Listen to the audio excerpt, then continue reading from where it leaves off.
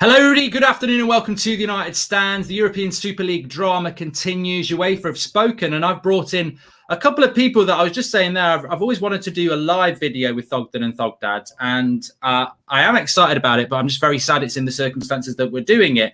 But I'm also very, very grateful for you both coming on, because I know you do a lot around football, but you're not a Premier League club supporter. So your content, although you watch a lot of Premier League football, is going to be quite pure on this. And it's something you've spoken about before. Now, before I get your opinion, I just want to start off with, for everyone at home, UEFA have reacted. Their president has spoken quite badly about Manchester United's Ed Woodward, basically called him a snake, which I think many of us would agree with, but has also threatened them and said that we are going to do everything in our power to see if we can kick these teams out of the Europa League, out of the Champions League, and ban these players from the Euros 2020. UEFA coming out strong. I'm not a massive fan of UEFA, but on this I am. What is your thoughts on this for people who've not seen anything that you've said so far? What are your thoughts on generally where football is today? Well, my first thought, Mark, is that this could be in the courts for years and years. This is a wonderful day for the lawyers, isn't it? It's a wonderful day for the billionaire owners of a dozen teams. It's a terrible day for everyone else. But there's so many unanswered legal questions here about how the teams will actually leave the Premier League and what will the Premier League do? Because by these 6 teams leaving the Premier League, I mean, you are ruining that competition, aren't you? That could cost hundreds of millions to the other clubs. So I think this could be an enormous mess for a very long time, unless the 12 clubs realise that they've made a horrendous mistake. Yeah, and Thogden, for you, I know I've seen some of your tweets in the past talking about this, and I remember one of yours when I was moaning about Manchester United's owners, and you were like, "Wow, my heart bleeds because I'm a Bolton fan," which I totally get. But in many ways, it's funny. I'm right and you're right, because I knew what these owners were like. Yeah, we were comparing like owners with Bolton and everything we've been through, and the owners with Man United. But the reality of it is, we're both at the time in horrible situations. I mean, the guys back behind Man United are the same guys behind the Super League. And I completely feel your pain now, because this is a terribly set organization, which I don't think is going to be successful. I don't think in any way, shape or form, it will be organized well. I don't think it'll be entertaining. I think even if it goes ahead, the fans won't be for it.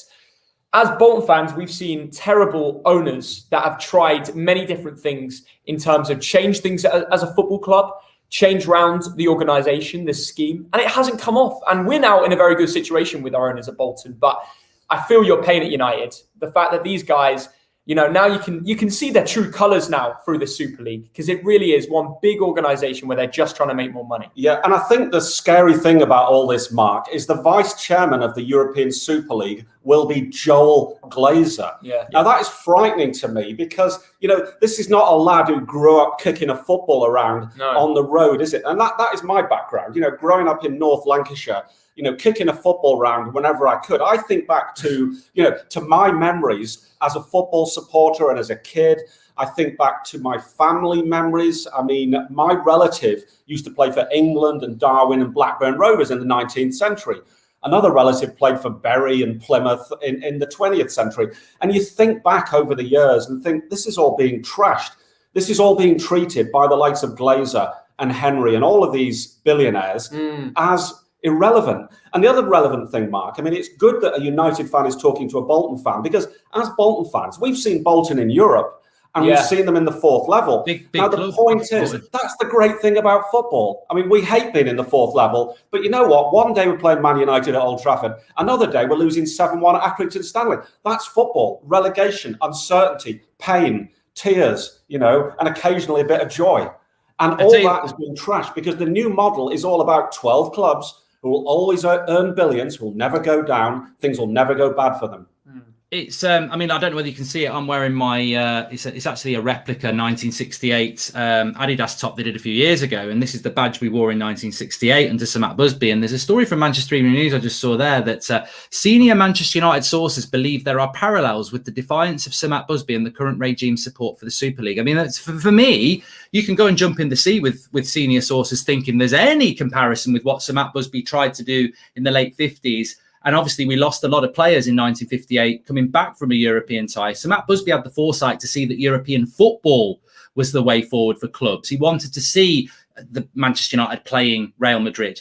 He didn't want to see Manchester United and Real Madrid go off and screw the rest of the football world over to make a load of money for the owners. I think it's disgusting to use a dead legend's name and associate it with greed. From what you've just said there, Thogdad, about the Glazers and this Joel Glazer, there's a tweet or something from him 2 years ago where he said it took me 2 years to understand the offside rule. I still don't understand it, and he's going to be the executive. Shocking. It is truly appalling. And I've got one of my best and oldest friends is a Manchester United season ticket holder since the 80s. And he's seriously thinking about walking away from the club because it's not the club he knew in the 70s and the 80s. You know, he didn't mind. I mean, he remembers them when they were in the second level, when they were crap, you know. But he wants that uncertainty. He wants to occasionally play against Colchester in the FA Cup. I mean, the model we're going towards is the American model, isn't it? It's being Americanized, and it's not our tradition, is it? No, I mean, Thogden, you obviously a bit younger than me and your dad, and I don't know what your understand. I mean, look, for me, that's a really good point. I've mentioned this morning. What is your thoughts on that? Because look, you do a lot of content that isn't to do with Bolton, but this, one of the big problems I've got is, I mean, I'm absolutely furious about so many things, but even if I take all that away and I look at the tournament they're building, they're basically putting two leagues of 10. And even if you finish top of that league after 18 games, you then go into the playoff system. So you could finish 5th. Go into the playoff system and win the whole thing, even though you finished 5th in that league system. It's very, like your dad says, it's very American. There's no relegation, which again, there's another source today saying that a lot of these American owners who own Man United, Arsenal, Liverpool, they don't understand why we have relegation anyway. I mean, it's Americanizing. I don't understand it because the English created it. We made it like this, and it's the football has been built up in England and made in this way to be successful, and it's done so well because people love the relegation, the promotion, the highs, the lows. Anybody from any town can go on a good momentum run, go on a good run, and you might be the biggest team in England. You know what I mean? That's what it's all about. Bolton, we've been Atletico Madrid away and we've won. Yeah. And we're now in the 4th tier of English football and we're losing to bloody, I don't know, we've lost to a lot of bad teams. Everyone. Yeah. We could go through that for another video. But basically, I don't like the fact they want this thing where if you go first in the league here. How it should be is you win the league if you get enough points. But what they're doing is it's like the MLS. It's like the MLS. If you win the MLS, you've still got to win it in the playoffs. So what's the point in playing each team twice if you're going to have it deciding ending 5th place? That's the only one that matters. It doesn't make sense. It's American style. And seriously, if they're going to do a Super League, they've clearly just taken it from similar styles, the NBA, the NFL. It needs to have that football connection for me. Yeah, and the other thing about this, the creators of the European Super League think that these teams can stay in their leagues, think that they can stay in other competitions like the FA Cup. Yeah. My goodness, what planet are they on? You know, this weekend we saw Kevin De Bruyne going off with an injury. Too much football. You know, there's too much football. So the guys that have created this, they've talked to JP Morgan. They've been promised billions. It's the billionaires. It's the oligarchs doing this. I was thinking as well. They've not thought about the players. They've not thought about the fans. They've not thought of anyone except the accountants and the balance sheet. Well, I was thinking as well, it's not just like De Bruyne being injured, but like they'd end up putting second teams. They'd be putting a bunch of 18-year-olds playing against Premier League opponents. If they do the Super League, that's the only time that we're going to see the best players. So what's the point? Oh, well, yeah, because they don't really care about the Premier League money. It's the Super League money. Just on the players there, I mean, we have had this coming out about trying to ban the players from the Euros, trying to kick the teams out of the Premier League and that. I've got to say, as a Man United fan, I don't really feel like a Man United fan at the moment. If they kick us out of the Europa League, I'll applaud it. If they kick us out of the Premier League, I'll applaud it. And if they ban all our players from going to the Euros, I'll applaud it because I feel so strongly about what Man United have done today. It's destroyed. My granddad's not here anymore. There's a lot of United fans aren't here anymore. So Bobby Charlton is still here. I feel mortified for what he must feel today. Yeah. I would love, actually right here now, I would love to be where Bolton are with Manchester United and start again. If we got our club back, I would start lower than where you are. I would start in the National League. So, but do you think that it's right to ban the players? I mean, most players have been very quiet. Bruno Fernandes is the only one, I think, across all the Super Leagues who's come out and said something along the lines of, I did write the quote down, something like, football can't be bought. Yeah, you can't buy it. And nobody else has responded. But the players, I think, have to be collateral in this.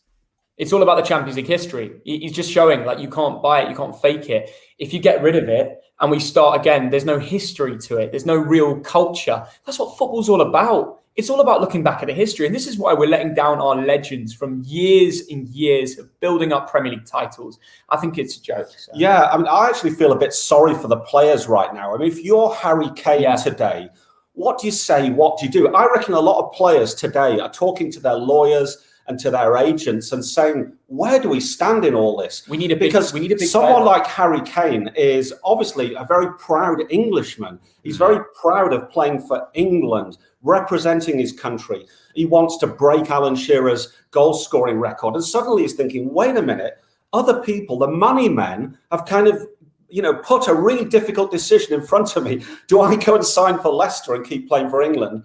Do I stay with Spurs? Do I pick a foreign club that's not part of the elite? Yeah. Well, he's contracted as well, isn't he? He's contracted as well. I mean, it's all right. Yeah, go and play for Leicester or whoever, but they can't afford him, and also they'd have to buy him as well. They could be, like you said at the start, there could be a real big lawyer contractual going on for years.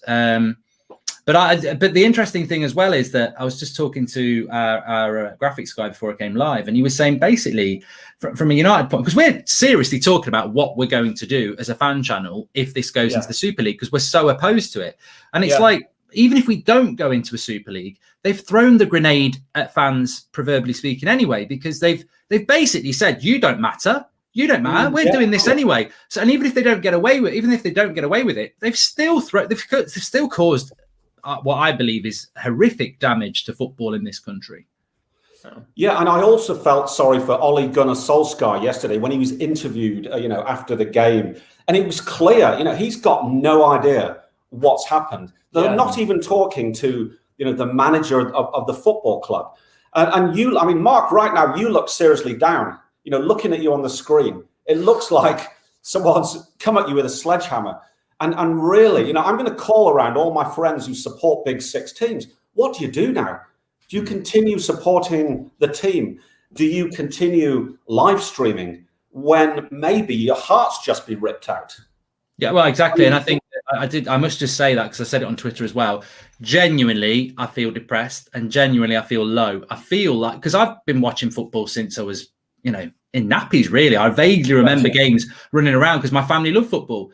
And I've always been in love with football, and today I'm not in love with football. And if you are feeling low and you are feeling down, talk to people, because basically these billionaires, not only have they been selfish, but they've damaged the mental health of hundreds of millions of people today.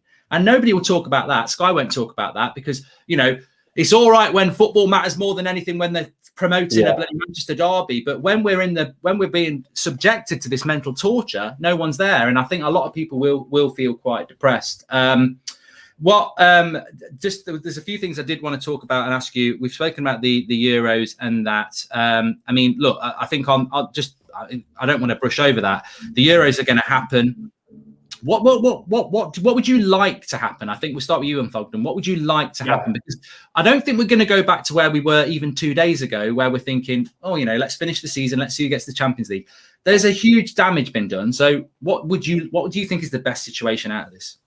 In terms of what for the Euros? Well, just in general for football, what would you like to see happen now? Because some people, like I said personally, I think they've said, look, we're criminals, and I know they're not criminals technically, but I think there should be.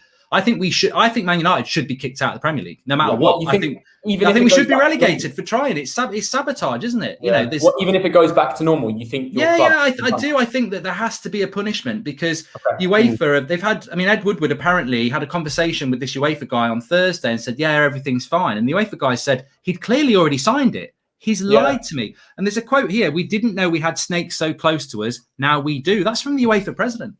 and these are the people that are running the biggest football clubs in the world, and that's the problem, because the people with power who are making the decisions are thinking more about their back pocket than the fans, and that's the reason we're in the situation. I think the best outcome for us in this situation is we go back to normal, when we go back to focusing on the Premier League, the Champions League, the Europa League, all the different competitions. I want the love to go back into the FA Cup. I think the cup is losing its passion. I think they need to act and change something up, whether that's throwing in like the right likes of Celtic or Rangers, getting them in one of the cup competitions or something. Just get it exciting again, because I do think part of the reason the Super League is growing in attention is because football has died a little bit over lockdown.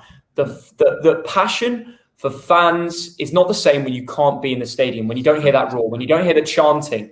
I think we've all lost a bit of passion in our clubs, and I think it's hard to say that because you want to be passionate. You know, you're always a football fan, all of this, but it's difficult when you can't be there with the players when you score a goal in the last minute. You know what I mean? Yeah, no, that's an interesting point. But I would say that in many ways, football and the way it's run has become all about money and a bit of a sewer. Let's be honest. FIFA, you know, they're all up in arms at the moment about the European Super League. It was FIFA that decided that Qatar gets the next World Cup, you know, Go figure. You look at UEFA, you look at some of the people in jail, etc., etc. I think the whole of football, top to bottom, no, not bottom, at the top, is a bit of a sewer. What should happen next? Well, I would give these 12 teams or whatever it is, I'd say to them, right, you've got 48 hours to reverse your decision. 48 hours. Think about it. Think carefully, because once you leave, you're out. And then what I do is I'd say, right, okay, if you want to go ahead with that, you are out. Obviously, you're out of the Premier League. If you want to come back to it, and by the way, nobody's really talking about this. What if the European Super League is a colossal failure? What if it collapses like ITV Digital did? I know, a very different thing. What if it collapses? Can it collapse, though? Yes, it can go wrong. What if it goes wrong over the next 12 months, 24 months, and the likes of Liverpool phone up the Premier League? Oh, sorry, mate, we made a big mistake. Here, we're big United, big Liverpool. We want to come back. I would tell them, do one. You go back to the 5th level. You make it very clear, guys. Make a decision now, and if you're not part of it, you're out. We're making a video today about next year's Premier League without the Greedy Six. We're going to rename them the Greedy Six, all right? Because our view is the show must go on. I love the Premier League. I love the pyramid of football. I love football full stop. And if those 6 are just so greedy that they don't want to be part of it, then bug off, do one. I think that's my view. Find them for breach of contract. Get every lawyer in the country going after them, going after every penny that they've got. That's when the Joel Glazers of this world are hurt, when it hurts them in the pocket. Yeah, they should be punished. I agree. But to that extent, go after them. What do you think? I do. I mean, maybe I don't know. I do agree. I do agree with that. I mean, what I would like to see is total reform. I don't think we can go back to. I don't trust these owners. I never really did, but I definitely don't now, because you can be about taking money out of Manchester United, which they are, but when you disrespect our fans, and especially our match-going fans, like we do have the Red Army, we do have fans that go home and away, and to basically call them legacy fans, and which is disrespectful, and be focused on. I agree with Thogden. I think that we are going to see an American system. I actually think that the quarterfinals may even turn into over 7 games like they have in the basketball. I think you will see Manchester United not playing at Old Trafford all the time. I think you'll see them playing in New York and Singapore against Barcelona. They're globalizing and franchising like the boxing. Yeah, that's what they're going to do. This all about this is you know, they're not even trying to hide it. It is about money. They're not bothered about fans. It's about money. So for me, I would love to see, and I don't think this is possible. I'm encouraged that the government are getting involved. I'd love to see the government taking hold of football clubs and saying that every football club must be 50% or 51% owned by fans. I think across the board that would be great. The sad thing I have, and you don't actually have, is that if what Thogdad says happens and we're kicked out and we cease to exist, part of me thinks I'd rather that than a European Super League, because at least I've got my memories, and at least Manchester United still stands for something. I think where we're going now, we're wiping our history anyway. So, you know, it just makes me very, very sad. But I think something very severe needs to happen, because I think what they've done today is not in the name of Manchester United or Arsenal or Liverpool or any other club. This is about greedy men trying to take something that was a working men's football from over 100 years ago and take it somewhere that it doesn't belong. I mean, this I don't know whether you'd heard this, but there's going to be a limited company set up in Spain where all the money will go, and each of the clubs involved will have a shared access to fairly distribute all that money amongst themselves. This is not, this won't be governed by any authority or governing body. This is basically go it alone time. This is basically, you know, effectively, if this had happened 20 years ago and Man United and Liverpool have said we don't want to be in the Premier League, we just want to play each other each week and sell loads of tickets, like you know, Fury against Joshua, it's a ridiculous notion. So I mean, still very, very surprised about it. But I'd agree with anything Sevilla. Yeah. I mean, look, let's be honest, though, the monetization of football, shall we call it, this greed thing, it hasn't just happened over the last 24 hours.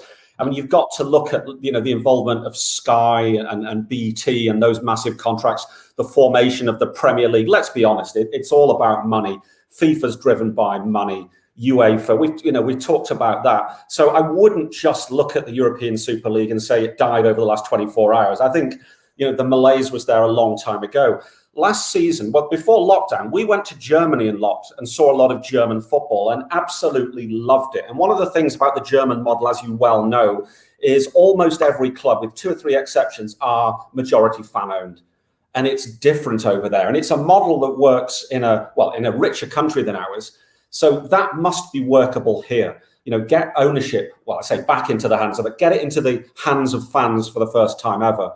And the likes of yourself and us, you know, we could get involved in true ownership of football. So I would agree with you on that. It is a workable model. It's been proven in Germany. Let's look into it. Yeah, and I think that, look, I mean, worst case scenario, United cease to exist and they do, you know, it all goes up, tits up, which I hope it does, and they end up in the National League. I'd still be there supporting United against Solihull Moors because I support Manchester United and it would be back being what it's meant to be. I'd rather support us in the National League against Solihull Moors than playing in New York at 3 o'clock in the morning against Barcelona in some shit league I don't want to be in. So, unfortunately, I do want to ask this question because the cynic in me says that we may well be the angry majority. I feel that gradually over the coming weeks we'll become the silent majority because maybe football's changed and people will just get used to it and say, oh, let's just get on with it. This is my worry, because when you put 2 big teams together, there's always going to be someone that subscribes to it. That's the reality. But you know what? It's also going to kill the kind of passion for a big game. You know, when a Champions League night like Bayern versus BSG comes around, it doesn't happen every day. So you're like, oh, I'm looking forward to this. Well, if these 2 teams are playing week in, week out, and you've got all these big games playing, you're losing your passion of a big game. Yeah. And this sport will slowly die away. If these teams face each other every single week like this, it's just not going to work out. There's got to be a rarity in it, or it won't click. Yeah. But the thing is, though, it goes back to the people that are driving it, the Joel Glazers. All they care about is the money. They don't mind. They really don't mind. Because, you know, they've never had 6 pints and gone and thrown some pyro. And you know what I mean? They've never done what we've done. They weren't grown up loving football. They even call it soccer. You know what I mean? Yeah. So it's just they don't care if Manchester United against PSG is in Kuala Lumpur. They don't care. It's all about the money they take on the turnstiles, the amount of merchandise they sell, the amount the TV stations are willing to pay.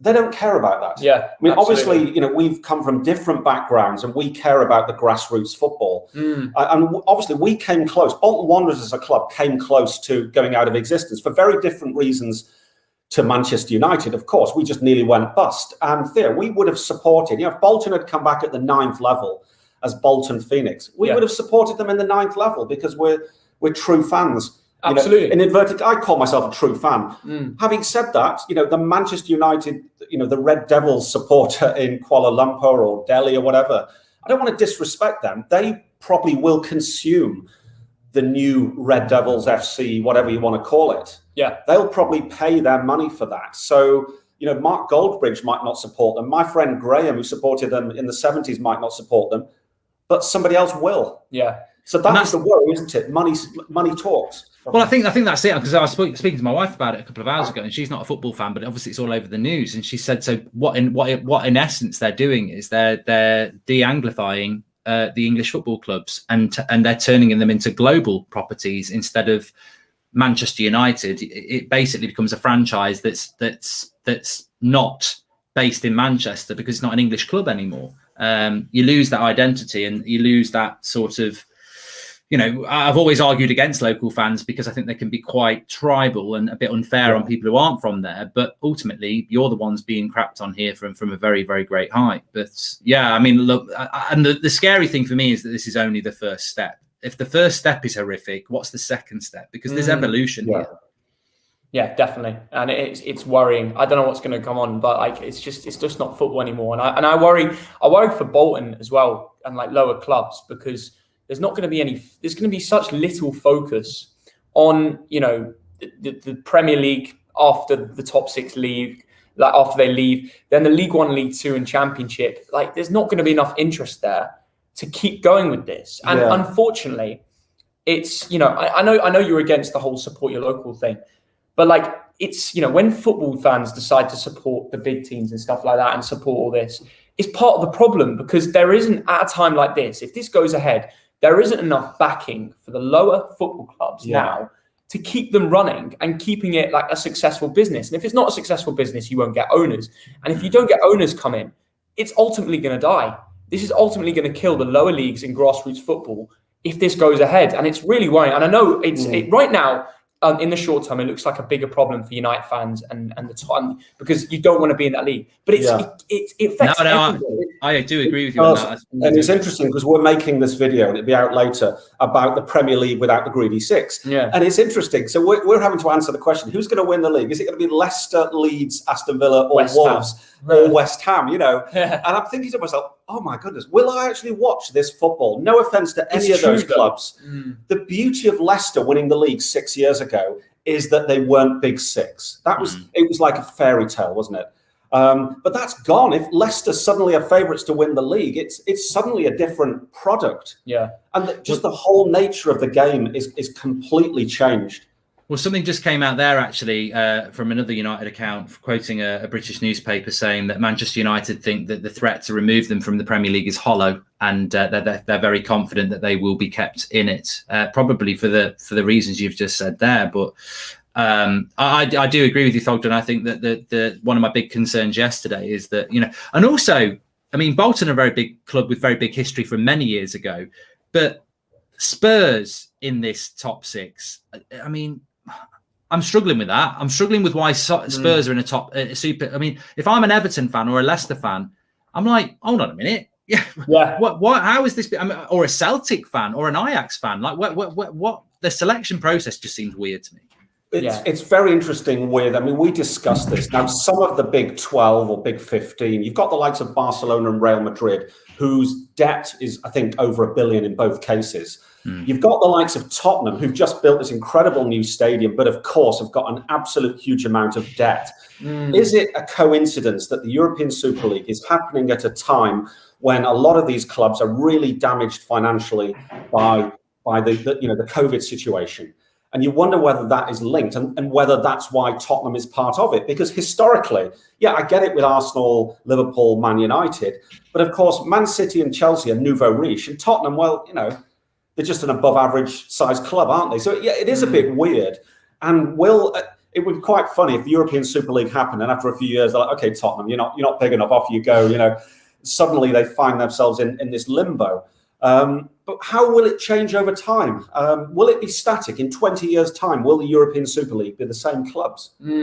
So there's lots of unanswered questions. Yeah. And what about the likes of Celtic and Rangers? And you might laugh, but those are two clubs with incredible global fan bases. Yeah. Of course, I reckon they'll get thrown into the Prem eventually if the top six go. I seriously believe they're going to be hanging on to anything they can in terms to add more of a fan base to the Prem. And I think it would actually make sense. I've always said eventually I'd love to see Celtic Rangers playing like the Carabao Cup, which is dying because people think about the FA Cup, but they don't really care about the FA Cup anymore. Like all the cups are dying. And that's the truth because there's no one in there trying to make it more interesting. Yeah. So we'll see if maybe a throw in a Celtic or that could suddenly, you could find that if the European Super League happens, suddenly we've got a British league. So suddenly the likes of Celtic and Rangers go straight in, Hearts and Hibs, Aberdeen, they've got a chance to come in. I don't know. This is the sort of things we have to think about. Yeah. Because a league that's going to be won by Leicester City, West Ham, Aston Villa, I'm sorry, no disrespect, but, a neutral, a Bolton Wanderers fan, some of my best memories are going away to Old Trafford, Anfield, City of Manchester Stadium or whatever. You need that. As a smaller club or a medium-sized club, you need the big clubs. You need. And as I said before, you spoke about the FA Cup. I personally think the FA Cup's dead. if this happens, because where does it fit? I mean, it's time now. Thogdad mentioned it there. If you're playing, I figured out last night in the new format, you're playing at least 25 games. If you're doing the Premier League as well, that's 38 games. You know, you're over 63, and then you're going to do the FA Cup or Carabao Cup's obviously dead. The Champions League is obviously going to die as well. It's very sad. I'm aware that you've got to go because you said 4:15. Yes, that's okay. Good chat, you know. This is the problem with these shows. They go, I'm going to carry on, everybody, don't worry. But literally, these shows can go for hours, as we saw last night. So, I really appreciate you coming on. As I said, it's sad it's the first time we've done a live together and it's in these circumstances, but definitely would love to have you back on again. And obviously, your channel is Thogden, isn't it? Yeah, appreciate that. No, it's a pleasure to have me on. And if you ever want us on again, just give us a shout. We're always about for a cheeky live, and maybe in the future we'll do something more in person as well. That'd be class. Yeah, well, I want to do this 5-a-side again. Me against Thogdad. You can play on his team, and I'll get a few as well. Let's do it. That'll be good fun. Something a bit fun. Some pure football fans who aren't driven by money. I'll tell you what. Here's a novel idea. We'll go down the park and we'll play a game of football where no money's involved and just enjoy the game. There we go. There we go. Great idea. Old school. All right. Well, thanks very much. Both take care, and I'll speak to you later. Have a good one, mate. Take care. Cheers. Bye-bye. Thanks to them both for coming on. I've just got to change the branding here. Let me come back into here. There we go. Seamless, absolutely seamless. So let me get fantastic to get them on there. I thought you would enjoy that because they are people that you would know, but they're also fans of none of these top 6 poisonous clubs that we support at the moment. And yeah, look, really good points there. And I want to go. There's a lot of things that have been happening in the last few half hours. I just want to bring in that Solskjaer yesterday said that he wasn't aware of it, which I found a little bit weird because a couple of days before that, there was a fan forum where it was mentioned to fans. But Tuchel came out today in his press conference for the Chelsea game against Brighton tomorrow and said he found out about it yesterday. And he was very much about, I'm here to do a job. My job is here. Bruno Fernandes basically came out and said something about that dreams can't be buy, which means probably bought. I mean, look, all I'd say about Bruno Fernandes, and I wanted to keep it back for when our guests had gone, because this is going to be very United specific. This is what leaders do. There is a tradition in the Navy that when a ship goes down, the captain goes down with the ship. You stand and deliver. You stand and lead. That's what a captain does. And what a surprise. It's Bruno Fernandes. All right, it's not a very clear statement, but it still says, dreams can't be bought. And he's referring to, I think, the champions. Dreams can't be buy, which means bought, doesn't it, really, effectively? And what a surprise that it's Bruno Fernandes, not only the first Man United player to do anything, but the first player involved in this European League to do something. Because you know what? Bruno Fernandes doesn't get paid the same money as Harry Maguire or Luke Shaw or Juan Mata. He's on about 100 grand a week, so he's not even one of the best players in the squad. But passion to play football becomes very, very clear from Bruno Fernandes. It doesn't surprise me that he would be one of the first people to do something about this. And I would hope that Bruno Fernandes says, I don't want to play for Manchester United. Now, that might be a big, big hope. But the way I honestly feel at the moment is I think something needs to change. I think something big needs to happen. And the way that I can't believe the last 24 hours. It's been a whirlwind. Cancelo's apparently said something as well. Good. It's disgusting what has happened. Just to give you a roundup of what's going on and carry on the conversation for a little bit longer.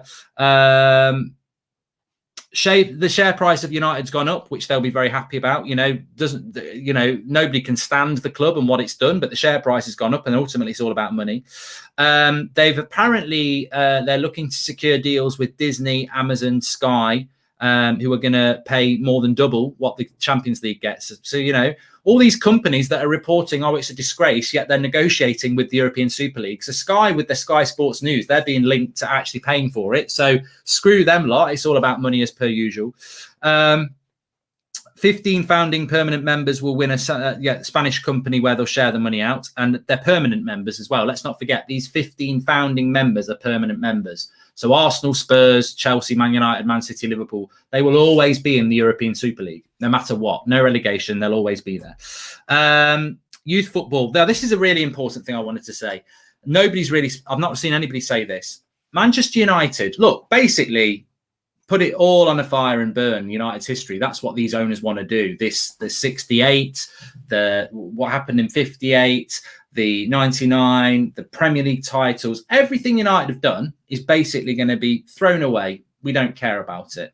We don't care about it because we just want the money. And anybody who argues that that's not the case, well, they're a liar. Because if you're not in the Premier League anymore, what does it matter how many you've won of them? If you're not in the European Cup anymore, what does it matter how many of them you won? The whole point of records is that you're in that tournament, and you look at our record in this tournament. When you're not in the tournament, you're building something else. How am I, as a Manchester United fan, supposed to give a shit in 30 years if we've won 2 European Super Leagues? It's not real. It's not been set up by a body or anything like that. It's been set up by the clubs themselves. It's not a real tournament. It's like wrestling. This is like WWF. It's fake. It's not real. You've made it for yourselves. There's nothing genuinely real about it. But also, Manchester United are intrinsically linked to the youth. Promoting youth players is what Manchester United's all about. I don't think this European Super League is going to be any good for youth development. Why, as a manager of Manchester United, would you go to your youth team and say, "Oh, we've got a really good 18-year-old here. Let's chuck him in at the deep end. Let's see what he's like, because this is what this club's all about." When you've got 400 million in your bank and you're like, "No, we need to get the next franchise player. We need to get Grealish. We need to get this, that, and the other." So I don't think youth development's going to be good for any club. And it's obviously, this isn't just about Manchester United, but the same for Chelsea, Man City, Barcelona. Why would you bring a youth player through now when you've got all this money and you want to be the best team in the European Super League? That, patience won't be a virtue. It's about winning, because there's going to be so much money swashing about. There's no point. You don't want to be finishing 6th or 7th in the European Super League. You've got to be in 5th or above, so you're into the knockout playoffs where the real money is. So promoting a youth player over a season, forget about that. It's going to be a very, very, very different world that we're going to operate in. And also, remember, this is only step one. If step one is we're leaving, we're not going to be in the FA Cup, we're not doing the European Cup, we're not being in the Premier League anymore. So what is step two? And I think step two very closely will follow step one. And step two will be playing United home games in Singapore or in America or something like that. I suspect that they will expand the league. I expect they will expand the playoffs so that instead of a one game, it will be over 4 legs, something like that. This is only the start, only the start. And also the American sports system. Yeah, we've spoken about that. Woodward's, some of the stuff that's come out about Ed Woodward, by the way, basically calling him a snake. He spoke to him on the UEFA president has said, we're going to explore the opportunity to kick these teams out of Europa League and out of the Champions League this season. And we're also going to explore the opportunity to ban players involved in this European Super League from Euro 2020, which is only starting in a few weeks' time. He also said that Woodward spoke to him on Thursday and basically lied to him and was a snake. So, the way that these clubs have acted is beyond arrogance. It's beyond greed. It's disgusting, absolutely disgusting. And look, I don't have a lot of sympathy for you, for Europa, but UEFA, but they're the only people fighting the corner of the fans at the moment, and they may have an ulterior motive. Of course they do, but they're the only people trying to stop what is going on, and somebody needs to stop it. Mark, but there's no relegation. Why would they care about winning? Where's the integrity of this new league? Embarrassing football is dying, says Reece Gregory. If the top 6 removed, Brentford win the Carabao Cup by default, says that guy called Ben. Also, we've got Sus saying, just saw an article, they said it goes to court, it's going to be a 50-50 chance of UEFA or the Super League winning. Yeah, I don't like those odds. Do you think in years to come they will try and do a draft into this? They do it in the NBA. Yep. I think Josh, they're very, very obviously Americanizing the football. That's what they're doing. And that's probably because a lot of them are American owners and they don't get relegation and they don't understand our system and they think that their way's better. There's no relegation. So we did that one as well. Could this get the Glazers pushed out of ownership, says Mario? I doubt it. I can't believe it. Last season, we were commemorating the 99 season with our kit. Moments like that made us what we are now, says Edwin McFrancis. So let's have a round robin of what's actually going on because there is so much going on at the moment. The 6 English clubs in the Super League are confident they can push ahead and still retain their place in the Premier League. We've spoken about that. The belief at Manchester United, Man City and all the others is that the Premier League could not survive without its biggest clubs. And therefore, they think that they will be staying. Manchester United want to stay in the Premier League with Super League fixtures scheduled for midweek. If the Super League is unable to start in time for next season, United would want to compete in the Champions League. That's from Manchester Evening News. I mean, it's just take, isn't it? It really is. And Manchester United also believe, this is from Manchester Evening News, that UEFA statutes are not lawful and the Premier League and Champions League would be compromised if they expelled the big six clubs, as it would devalue the competitions. So look, lots and lots of developments going on. This is the quote from UEFA president. If I start with Ed Woodward, he called me last Thursday evening saying he's very satisfied with and fully supports the reforms of the Champions League. The only thing he wants to talk about was financial fair play, when obviously he'd already signed something in relation to the Super League. And the commitment to the Super League is apparently 23 years, and all clubs have signed it already that are involved in it. So it's not looking like it's going to be any different anywhere. You know what? I'll repeat it now because I do find myself in a situation where I probably need a little bit of sleep. I probably need this all to just go away for a few days and really evaluate. But we're dealing with this real time. I'm not a journalist. There's so much stuff going on. There's so much. My only sympathy really is with fans. I think the way we've been treated is disgusting, and it's very, very hard to compute at the moment. But the way I feel at the moment is tired, fed up, depressed, angry, low. But one thing I'm very clear upon is that I don't know what I think about Manchester United Football Club anymore, because it's not Manchester United Football Club. The people who care about Manchester United Football Club have already spoken against it. Sir Alex Ferguson and Gary Neville and all of you. As I said, I'll keep repeating it. I mean, I think there are some people out there that just think, oh, in a few weeks' time, it'll be fine. We'll just crack on with the European Super League. And maybe that's what you want to do. I genuinely do not feel I will do that. I genuinely do. I would actually run around the streets happy if I heard that the Glazers have had to get rid of Man United because it's been bankrupted and we've been kicked out as a punishment and we've got to start from the National League. I would celebrate getting our football club back as long as the ownership was with the fans. And we would get back to the Premier League in about 6-7 years, and we would get back to where we need to be, but we'd have our club back. I'm not a Glory fan. I never have been a Glory fan. That's not why I supported Manchester United. I'm lucky that we had a lot of glory throughout my life. I'm very lucky. They'll never be able to take the treble away, but they are sort of taking that away because they're taken out as out of those tournaments and confining that to the rubbish bin.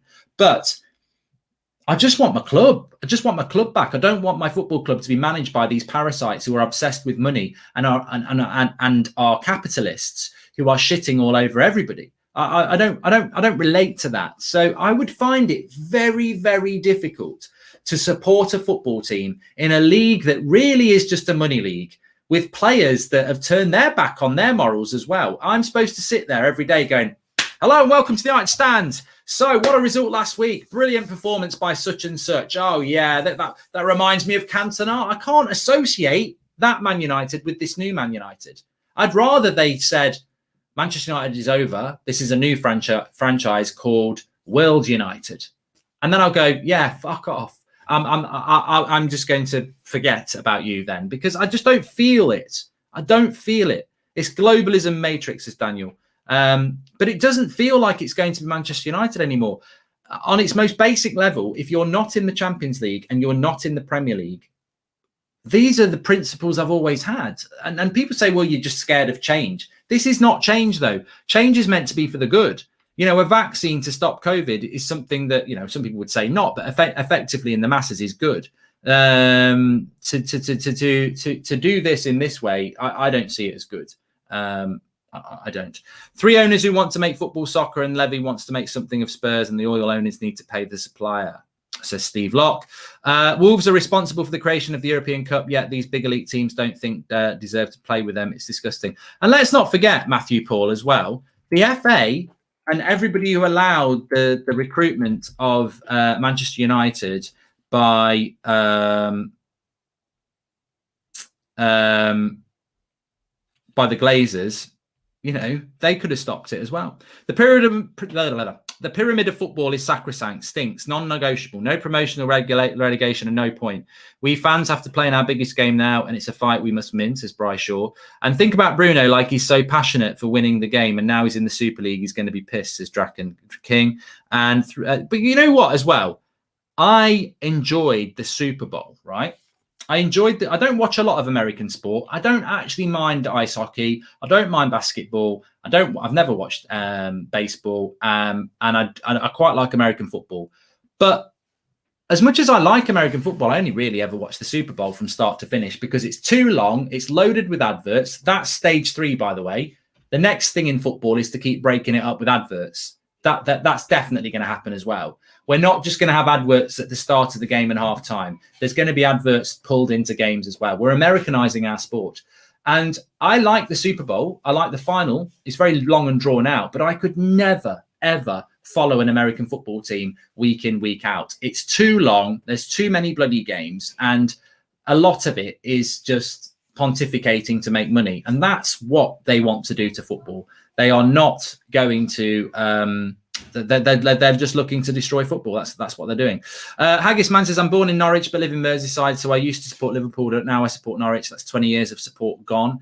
And Josh says, just thinking about this, and this can be open up to the teams having a B team, which was mentioned ages ago but rejected. And Akil, hey Mark, what hurts me the most is the players and coaches that have kept so quiet. Players like Rashford and Greenwood, coaches like Ollie, who would be nothing without the fans. It really hurts. And they are lucky that the stadiums are currently empty, says Reese. Well, yeah, I think COVID has probably accelerated this by a very, very long way. Now, apparently, Bayern Munich have tweeted, which I suspect is going to be them admitting to going into it. But Bayern did not take part in the plans. This is from their CEO. FC Bayern did not take part in the plans for the Super League. We're convinced the current tactics in football can guarantee a serious basis. Bayern welcomes the reforms of the Champions League because we believe it's the right step for the development of European football. So Bayern Munich, Borussia Dortmund and PSG are not going to be involved in this, which I applaud. I applaud every club that's not going to be involved in it. But and it's good. It's good. That is very, very good. Of course it is. But I think it's really important because I've spoken to so many people on camera and I've spoken to so many people off camera.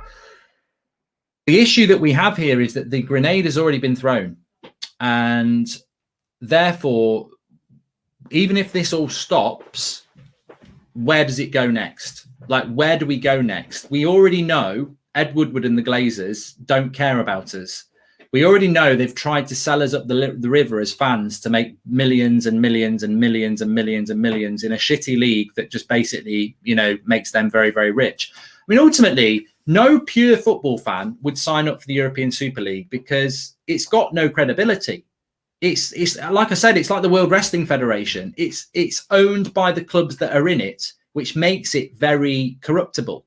It's got no history. It's got no governing body.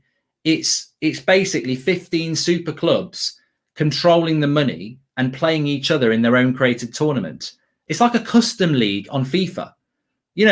I never play a custom league on FIFA because it doesn't feel real. I'd always, when you can play when you're creating a league on FIFA, you just fancy like playing. Have you ever done it where it's a custom league, but you can actually just replicate the Premier League? I'll always replicate the Premier League because I'm like, at least that feels like it's real. I don't want no custom league with a custom crappy trophy with playoffs in it. And no pure football fan would want that. The only reason this is happening is because we get control of the TV deals. We get control of the sponsorship deals. We get control of the money pot. That's what this is all about. The lies about this is good for football, the lies about this is, going to be great for the football pyramid. It's not. It's going to be great for your pockets. You're going to get the pie and share the pie amongst yourself and nobody else. You might give some people some crumbs, but that's what it's all about. From a purist football point of view, it's like putting the World Cup in at Christmas in Qatar, which FIFA did, by the way. FIFA did that. So FIFA and UEFA are not without fault. Neither is the Premier League. But this is very different because this is something that totally and utterly pulls the rug from under the floor of fans and says that you're not important. And basically, there's probably a couple of million of hardcore Manchester United fans around in the world, hardcore United fans who, they absolutely adore the club. They know exactly what the principles of the club are and they absolutely adore it. But what Manchester United are doing and what every other club in the Super League are doing is saying, well, yeah, there might be a couple of million, there might be more. But let's pretend it's a couple of million. There might be a couple of million hardcore Manchester United fans out there. But I tell you what, there's 10 million fans that really aren't that interested, but will buy the shirts and will watch the games. In fact, not only is there more of them, but they're better fans anyway, because they're easily led. They read the Twitter feed and they don't start replying with "get the Glazers out." They're just happy to be involved. They're not. It's unfair to call them global fans and to call the hardcore fans local fans, because that's not the case. I know hardcore Man United fans from America, Australia, and India. And I know Man United fans from England that are softcore fans. And by softcore fans, I mean they support the club. They're not interested in politics. They're not interested in who the Glazers are. They're just interested in Man United winning and wearing a nice shirt every season. They're the fans Man United want. They want they don't want the vocal hardcore fans. It's like, get rid of you. And they're the ones that have been shit on. They want the tourist fan. They want the fan who's, and by tourist, I don't mean you've travelled in from Hong Kong to Man United. And there's nothing wrong with that. I'm talking about the fan that tourists week to week. They're like, oh, we might be signing Haaland. Yeah, retweet that off Man United. Ooh, you know, we're going to be playing in Singapore. Ooh, that's great. You know, they're not bothered. No interest in the history of what Man United are. I just support Man United, you know, and that's what they're doing. That's what all the big clubs are doing. They're globalizing their football club to hit these people. And what you'll probably have, and what Manchester United won't say and what Arsenal won't say, you'll probably have with this franchise, you'll probably have fans who support one franchise in one league and one franchise in the other, because you're going to have two European Super Leagues. So you might have Man United in one, you might have Barcelona in another, and these fans will actually have shirts of both, and they'll watch them both. And oh, if they play each other, I might have to make my mind up in the playoffs. Football is going to change hugely. It's going to be absolutely nothing like we've ever seen before. It's money, money, money, and Man United won't care if a Man United fan's got a Man United shirt, a Chelsea shirt, and a Barcelona shirt, because the money's all going into the same area.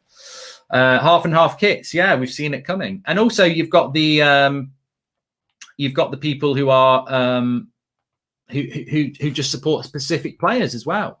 So the franchise is going to be very, very interesting.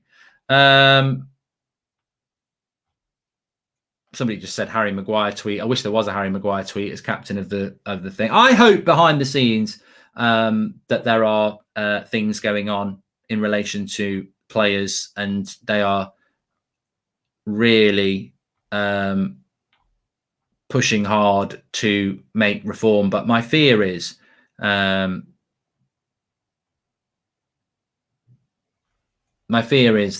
that's not the case.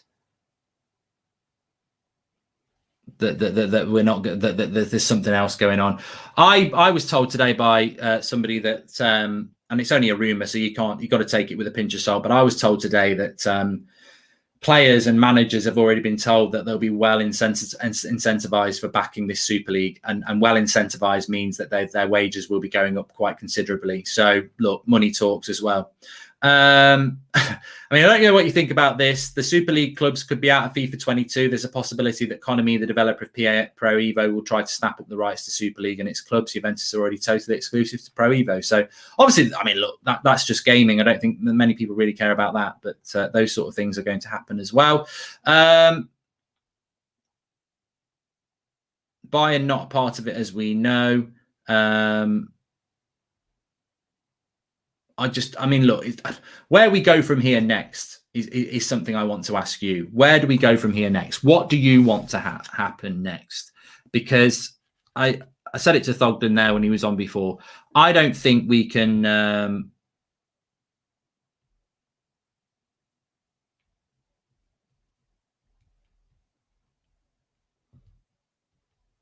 I don't think we.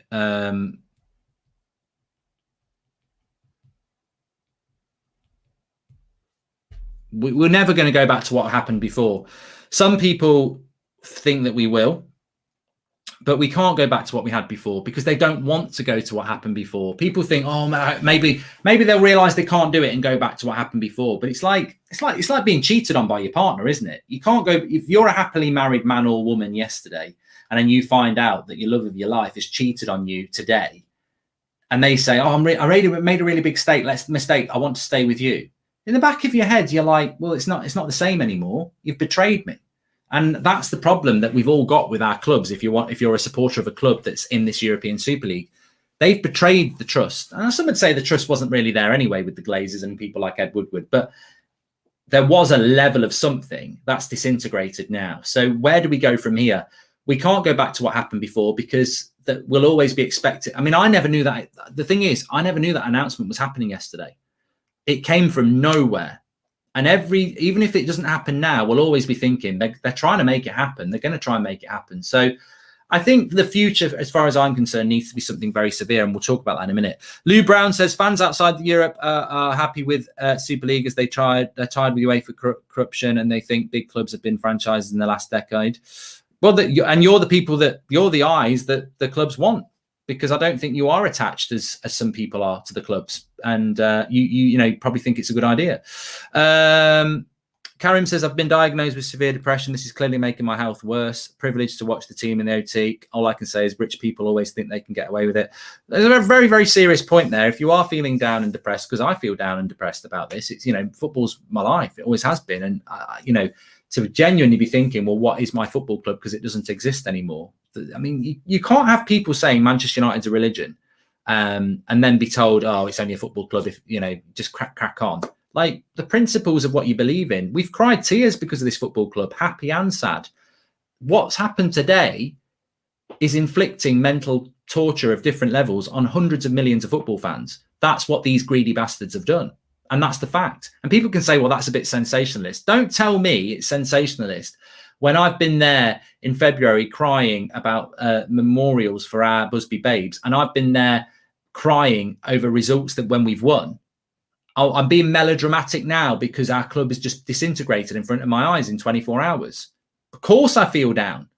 This is mental torture and no one's talking about it. These greedy bastards have inflicted mental torture on hundreds of millions of fans, and they don't care because they don't care about us. They care about your wallets. Mark, do you think we fans can prevent this bullshit, or is it up to the players and the managers? Says JFK. I think the players and the managers have got to play a big part. Hey, Mark, if it doesn't go through, can we still go into the Champions League? I hope not. Charlie, I hope we get punished. Football should have been safeguarded for this sort of thing and should have had a rule in place when owners buy the clubs. 100%, Steve. 100%. We should have had something in place for the English clubs from government to prevent this happening. We didn't. We've been capitalists. We've allowed people to come in and buy football clubs, and now it's bitters on the arse. Apparently, governments are planning on denying work permits to foreign players joining the Big Six, says Samuel David. But how long before the governments get infiltrated by the money? And it's like, we'll give you this money to let us do it. I mean, I've spoken about it a little bit. My feeling on this is that my ideal situation, if somebody said you can have something, but it's got to be realistic, what would you want to happen? I want the Premier League to stay how it is. I want the Champions League to stay how it is. And I want Manchester United to stay how it is. I don't want, but what I do want, if that's going to happen, I do want reform in relation to ownership so this can never happen again. Because even if we go back to normal, we already know the intention of these big clubs and they will try another way of doing it. We might get a stay of execution is what I'm saying. We might get a couple more years in this system before they piss off and do it. And I don't want it ever to happen. It can happen this season or it can happen in 2 seasons. I don't want it to happen at all. So what I want to see is genuinely reform. Josh says it's still in the dark as to whether this is going to happen. Romano has tweeted, so I'll bring that into you. But I want to see genuine reform. I want to see Manchester United back in control of the people who care about Manchester United. That's what I want to see happening. And to be honest with you, if UEFA and the FA and everybody else are in a really difficult situation with this, I do want to see them banning players from the Euros and the World Cup. I do want to see them kicking us out of the Premier League and the Champions League. I do want to see that happening because we deserve to be punished. We can't have it both ways. We can't have, we're in a European Super League, but we want to be in the Premier League as well. I don't want to see that. I think it's greed and greed. So at the end of the day, I think if Manchester United want to walk this path on their own, then they should walk it on their own with the other clubs. They should not be allowed to have fingers in both pies. Go and do it on your own. And I hope it fails. And then when it fails, and the club goes bankrupt, start it again from the bottom and get our football club back. It's all or nothing on this. The club have, shit all over the fans. I think there should be some level of punishment for it. And I hope that would happen. Fabrizio Romano says there's a meeting ongoing between Serie A clubs to discuss about Super League, but now also Juventus, AC Milan and Inter have joined the other 17 clubs. They were expected to be out from the club's conversation today. So negotiations may be going on with Serie A already. And look, the big question will be, and obviously there's that story floating around anyway from the Manchester Evening News, that the Premier League clubs think that they will still be able to play in the Premier League because people won't want them to, they won't be able to survive without them. No Super League without players. Time for them to stand up and reunite with the fans, says Jeffrey Wright. Look, Herrera's comments today were perfect. Absolutely perfect, and generally along the lines of where you all feel that this is a disgrace and it shouldn't be happening, and football should not be about a closed shop where it's all about the money. Football should be about competition and love of the game. No one is better placed than Sky to talk about greed ruining football. Sky were hawking around the idea of a 39th game to be held around. Yeah, and I do agree with all that. Let's not hold up Sky Sports or BT Sports or the Premier League as the virtues of purity. They're not. They're all about money as well. But there's different levels here. I think Sky and everybody else, the Premier League exists, Champions League exists. They have been greedy, of course they have, but this is a whole new level of greed because Sky and the Premier League, they wanted what the current situation is, and they wanted to build on that and make it bigger. What this move by a Super League is, they don't want English football anymore. They don't want FA Cups anymore. They don't want Champions League anymore. They just want to play in their own thing. And they want us all to pay to watch their thing. And the prices will be astronomical, by the way. It'll probably be pay-per-view. We might be able to get a subscription, but it'll probably be pay-per-view at the end of the day. Get your questions in. So, I mean, look, I'm just reading some of what people are saying about how they feel about it. We are going to be live again at 7 o'clock tonight. We've got the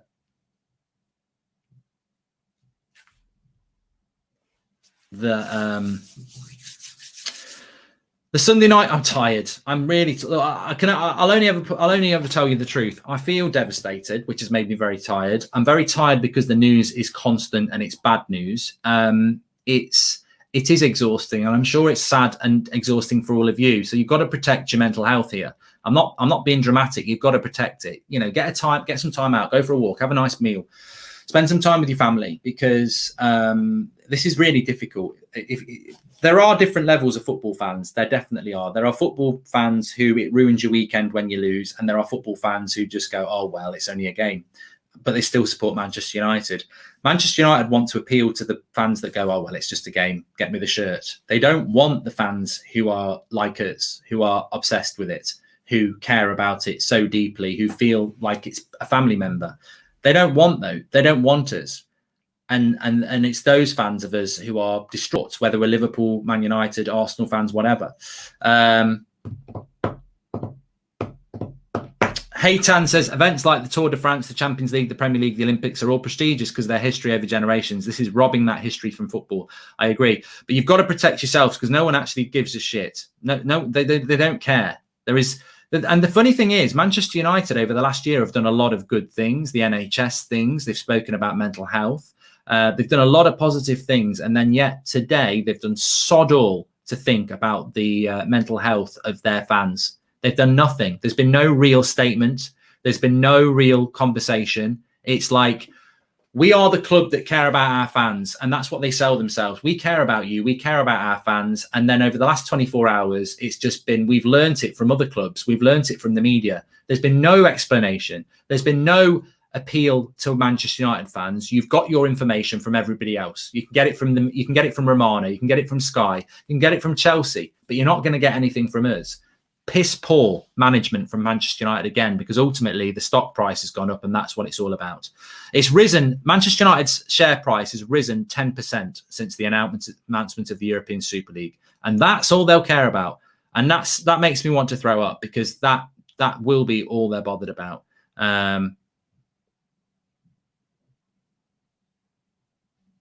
It's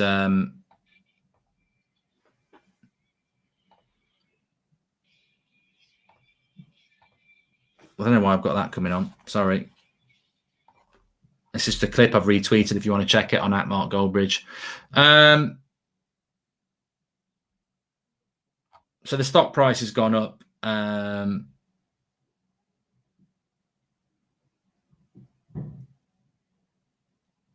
of course, look, there are clubs that have. I saw some leaked documents about Liverpool saying that basically it's good for Liverpool Football Club to be involved. It's better to be in it than out it. And I do wonder what the true story is. There are leaks that Manchester United and Real Madrid have been the real drivers of this. And if you are an Arsenal or you are a Spurs or you are a Chelsea or you are a Liverpool, imagine if you'd said, no, I'm not going to do it. Maybe Leicester take your place and you're left in the Premier League going, shit, we're going out of business. So there might be people out there there might be clubs out there that feel that, certainly English clubs that have been forced into it because they have to. I like how the club has been talking about United DNA over the past year and then crap all over it. Yeah. The contradiction of Solskjaer's been contradicted. Woodward's contradicted himself, but we found out from the UEFA president that what a snake Woodward is. They've contradicted themselves massively because they've probably been working on this for years. And yet they talk about winning the Premier League. They talk about the Champions League. They talk about United's DNA, and they've crapped all over it. So, you know, there's loads going on there. Please smash a like on the video if you're watching, by the way. Make sure you subscribe. There's loads going on, and there's just loads of content coming out at the moment because there's loads of updates. The plan for tonight is that at 7 o'clock, we're going to get Robbie on from AFTV. We're going to get Ricky on. We've got Jay on. We've got Beth on. Obviously, Flex will be on. So 7 o'clock tonight, we've got the Fan Forum show. I will be popping on at some point, but I'm on That's Football doing Liverpool versus Leeds, which I don't even know if I want to do that. So I will be having a chat on there if you want to pop on there at some point a little bit later on as well. And then we'll see what later on happens tonight. I might be live again tonight. We'll see what happens. But look, Bayern Munich are not in it, which is a positive. PSG are not in it, which is a positive, although PSG are probably not in it more because they're linked into the Qatar World Cup. UEFA is meeting lawyers to try to immediately expel Real Madrid, Man City and Chelsea from the current edition of the Champions League and Manchester United and Arsenal from the current edition of the Europa League. Look, you know what? The scary thing is that this could get a lot worse for football fans. Not only are we being robbed of our football club, but we are also going to probably get robbed of this whole season. If we're kicked out of the Europa League, then we're out of the Europa League, aren't we? If we're out of the Premier League, we're out of the Premier League. We could be in a situation where the next time we see Manchester United play is against Barcelona in August in a tournament we don't even want to be in, and we're playing. Instead of playing, 55 games a season, we might be playing 20. It's a bloody mess. It's what has football become, Shahir? Absolutely not. There's a statement in Parliament now, which I will wait to bring you. One thing I keep getting asked, and I'm not going to shirk it because I don't think many people are brave enough to answer this, and I know a lot of you have answered it. Somebody said, if it goes ahead, if Man United get kicked out of the Premier League and they're not in the Champions League anymore, which they won't be, and they're only in the Super League, what happens to you and your support for Manchester United? Now, that's $1 million question, really, because I don't really have an answer to it. But what I will say right here, right now is I don't know how. Look, I've really enjoyed the last 5 years doing the United Stand, and I've really enjoyed most of my life supporting Manchester United. But on both of those things, whether it's the United Stand or supporting Manchester United, whether it's getting in from school and looking at teletext to see if United are linked to any players, whether it's staying up late at night, listening to it on the radio before the days of the internet on a Wednesday night when you've got school the next day, I've absolutely enjoyed following Manchester United. I don't think if we go into a European Super League and we're not in the Premier League anymore and we're not in the Champions League anymore, a big part of my passion for Manchester United will die because it won't be what I want us to be in. And on top of that, a big part of my passion for Manchester United will die is because I know I'm having to support them to basically fund billionaires who don't really support my team and have shit all over it. And also the players that play for my club are basically immoral as well because they're just there for money. They don't really care about the history of the club either. So riddle me this. how do I support this club when those three things have happened? We're not in the tournaments I know and love. We've got owners who have basically led us into something I don't want to be in and don't support our club. They just want money. And then the players wearing the shirt of my club are mercenaries as well, who didn't do anything to stop this from happening. Very, very difficult to have a lot of love for the club and the players in that situation. I think maybe I'd still watch Manchester United, but it wouldn't be the same. And look, maybe I would hope the Premier League continues, and I would hope that the Premier League gains my passion. And I'd never support another club like I support Manchester United, but maybe I'd support the Premier League. I don't know, but what I want to happen is, and look, somebody said support Salford City. Salford City are owned by rich people who as well. So I would hope that I would stop supporting Manchester United. And I think that that's what would happen, because my passion would be gone, and you can't be fake with it. And I think what I would do as a mindset, I would say, well, Manchester United don't exist anymore. If they're not in the Premier League and they're not in the Champions League and they're run by money grabbing bastards, then they don't exist anymore. And people who play for us have got no care for the fans. I mean, there's that great statement by Sir Matt Busby, football's nothing without the fans. Well, football's nothing then, isn't it, today? That's what football is. It's nothing, because football without the fans is nothing. And when the fans are disrespected like they have been, then football becomes nothing.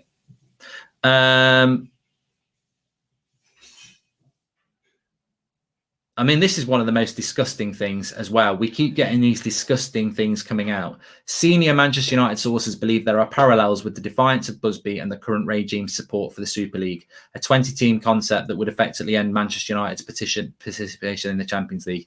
How can senior Manchester United sources liken their greed to what Sir Matt Busby did all those years ago? He saw the European trophy and saw it as a new venture that was a way forward for football, not for money reasons, but the opportunity to be able to play teams like Real Madrid and teams from Italy in a tournament to test yourself against European sides. How is there parallels with that when you're destroying that to go and make a load of money? How is Sir Matt Busby's vision of wanting to play the best teams in Europe in a competitive element each year the same as abandoning that to play the same European teams and get rich? It's a disgrace to even compare what Sir Matt Busby did, a dead legend of Manchester United, whose most famous quote is "Football is nothing without the fans." How can you draw parallels? How can any Manchester United board member draw parallels with what Sir Matt Busby did when they've shit on his biggest ever statement, "Football is nothing without the fans"? Unbelievable. The arrogance that runs through that football club. And to be fair, it's been rumoured for a very long time that the incompetence and arrogance in that football club are on a scary level. Well, we've seen it all now, haven't we? All these transfer failings become very, very obvious now. Manchester United are drawing inspiration from Sir Matt Busby's trailblazing venture into the European club with their support for the widely condemned Super League. Wankers. Absolute wankers. How dare they? How dare they bring in proper Manchester United legends into their venture to be greedy and make money? Well, look, there's going to be more and more breaking news as the evening goes on. I could stay alive for a long time, but I think we all need to get something to eat, and we all need to. I mean, Sky is saying that lots of people who work at the breakaway clubs are disgusted by what is being done in their name. They're too scared to speak out. This is being driven by the owners and some of their execs, not the clubs. Well, that's not surprising. That is not surprising. There will be a lot of people within Manchester United Football Club who are disgusted by this. But look, everybody, thank you so much for tuning in again in your massive numbers. Make sure you subscribe, bottom right-hand corner. We are going to be back at 7 o'clock. You're going to get some of the fan favourites on. You're going to get Robbie's going to come on from AFTV. We had Craig from Liverpool Anfield Agenda. We've had Thogden and Thogdad on. We're getting different opinions on here from fans, which I think is really important. But we've got Ricky on. We've got Jay on. Obviously, Beth's going to be on. I think Kevin, Alex is going to be on. Lots of different reviews. And most importantly, you. So make sure you tune in at 7 o'clock. Thanks, everyone, for watching. I'll speak to you all very soon. And my biggest thing is, you're not alone in this. Everybody's feeling disappointed. And also, if you are feeling fed up and low and depressed, That is normal because football and Manchester United mean a lot to you. And remember, these money men don't care about you, and they definitely don't care about your mental health because they've shit all over it this last 24 hours. Thanks everyone for watching. Smash a like, make sure you subscribe, and you'll get your notification, but we'll be live at 7 o'clock anyway. Take care of yourselves, everyone. I'll speak to you soon.